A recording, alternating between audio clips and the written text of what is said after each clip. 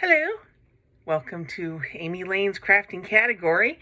Uh, I've arranged my notes a little better, so hopefully I should not lose that crucial name in mid-stride, which has become kind of my brand. Anyway, today we are continuing on with the 5 methods of indirect characterization: thoughts, actions, words, and what other characters think of them, and appearance. It's funny. There's only like 5 of those, and I've been rattling that list off for 30 years. 30 years. And I swear to God, it just boop right out of my head. I'm going to blame 4 children. Anyway, thoughts, appearance, actions, words, and what other characters think of them. There you go. The thing, as we get into these, and as we get into my explanations of how they work, the thing you all may notice is that what truly drives these methods of characterization isn't the single method of characterization, it's the contrast of what's going on with the other methods. Actions, the one we're going to discuss today, is the one exception. Okay? What a character does may contrast with what he says and what he appears to be, but a character's actions can also speak alone, speak for themselves. And we hear that all the time. Actions speak louder than words. Well, it also speaks louder than your haircut, and it speaks louder than your press op. So a character, and that actually is true of people, that we find true character in a person's deeds as opposed to what they bitch about on Twitter or YouTube or Facebook. Okay? Actions speak louder than words. And it is with a good fictional character and a good romance character. Same thing. We used, as I said, I was tired of my brand being, hey, I'm going to forget this character's name in mid-lesson. So I used a character whose name I will never forget, and that is Bruce Wayne, because Batman's my boy. Bruce Wayne dresses like a playboy. Is often seen in the company of many beautiful women, allows himself to say foolish, vapid things on the media, and gets caught flat-footed. That's almost a Bruce Wayne shtick, is that at some point in any Batman adventure, and we're talking Christopher Nolan, we're talking the Michael Keaton and Tim Burton Batman, we're talking DC Universe films, we're talking the actual comic books, and we're talking my favorite, the Batman cartoons. Okay, I'll just front that's where I fell in love with Batman. And the thing is that he allowing himself to be thought of as a fool is something that Batman is willing to do. He's willing to sacrifice his reputation in order to accomplish great things. And that is, I think, why I've always admired this character. Because it's hard to let the world think the worst of you when what you are actually doing is what the best of people should do. Okay, take care of your community. So, Batman. It doesn't matter if people think he's a playboy if he goes out and saves Gotham in his spare time. And Batman's a good guy, so he's a literary hero. The actions thing also works for literary villains. And I'm going to go over one of my favorites, George Willoughby, Sense and Sensibility. Okay. And it's always hard. Okay. One of the things, and of course movies do this, but so did the books, where you read about George Willoughby and you go, oh, he's perfect. He's a gentleman's gentleman. Everybody wants to be in love with George Willoughby. George Willoughby is a douchebag, okay? He professes to love Marianne Dashwood. He speaks in the most elegant sonnets. He knows all the right things to say. He knows all the right things to read. He believes in poetry and beauty and in all of those forward blue stocking ideals that Marianne has believed in because she reads widely. He cuts a very dashing figure, okay? He is always so handsome. Okay.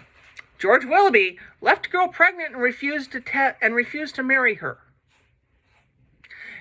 And yes, it is. It does suck that he should have to marry someone after an indiscretion, but he refused to take care of her, period.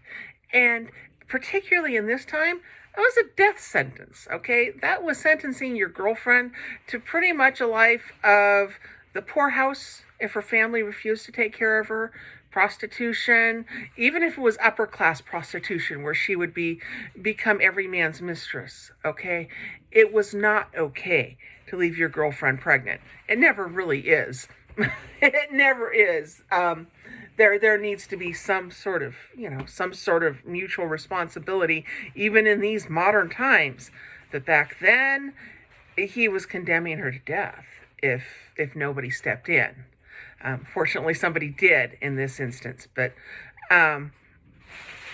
douchebag.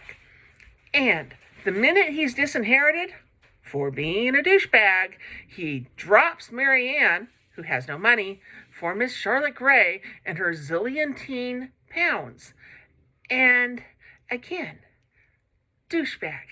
So it doesn't matter how good he looks. It doesn't matter that he says the right things. It doesn't matter that he's charming. What matters are the things that he does. And the things that he does are certainly reprehensible. Okay. Now, unlike words, thoughts, appearance, what other characters think, which we will visit, actions are the one indirect character trait that can exist in a vacuum. If all you knew about Bruce Wayne was that he went off in the dead of night and saved his city, you would know that there was a good person in there. Whether or not you knew he was a playboy in the daytime, if all you knew about him were the things he did, okay, even if he was a trash-talking asshole, he still saved the world, all right?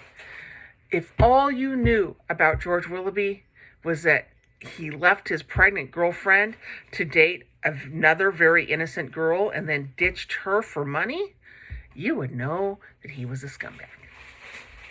Actions always speak louder than words. However, contrast is important and it's fun. It is so much fun to write. If someone is spending more time helping people than on how it looks to the world when he does, he's not only a truly good person, okay, he's fun to write because we let the reader in on the secret, and the reader can be both embarrassed for him when he looks like an idiot and also love him more. So that contrasting of the things he says with the things he does is truly important and again, delicious fun, particularly if you're working with romance characters. If someone is trying to look awesome when they're actually a scumbag, they've added deceit to their list of sins. And again, if the reader is cued in to this douchebaggery, then they can become truly outraged, and it adds levels to the sin. And as a reader, good, delicious, yummy fun. For romantic heroes, this is also just as delicious or even more delicious.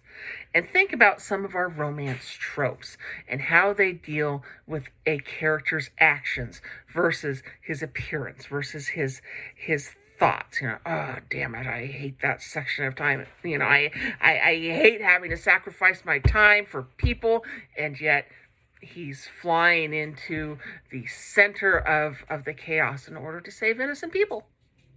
Okay, being gruff and crusty and telling yourself that darn it, shouldn't people just rescue themselves while you're rescuing them, is really kind of endearing. Because it means your better angel speaks even when your inner demons are trying to take over. Okay, the man who says hard-nosed, cynical things, or the hero, can be a heroine, who says hard-nosed, cynical things, and yet reads poems or recites poetry in spare time. Okay, Karen Rose wrote one of these. Her name was Mia. She's one of my favorites, and she didn't cook, she didn't clean, but she did write poetry. And when her love interest discovers that, and he's a much more mild-mannered, very erudite kind of hero, he is completely charmed. His socks are knocked off. And it's that contrast between the actions and the words or the appearance. And then, and since I've mentioned Batman, how about the mild-mannered reporter who has a spine, literally, of steel? Okay, somebody who appears to be quiet and sweet and mild-mannered, but who can stand up to the toughest modern monster. That's a favorite. Okay, all of these lovely tropes are made possible by contrasting the words and appearance of a character with what he or she does. And that is our third indirect characterization characterization. Okay. And that is, and again, if you're writing romance or writing any fiction, it's an important one. It's an important little bit of technique to remember. So thank you for tuning in to my YouTube channel. I thank you for sticking with me as I have forgotten many literary names in the past 2 episodes. It's really depressing. I used to be able to just pull them out of my ear, but now I can't, and now I have to write them down. So thank you. Have a nice evening and stay safe.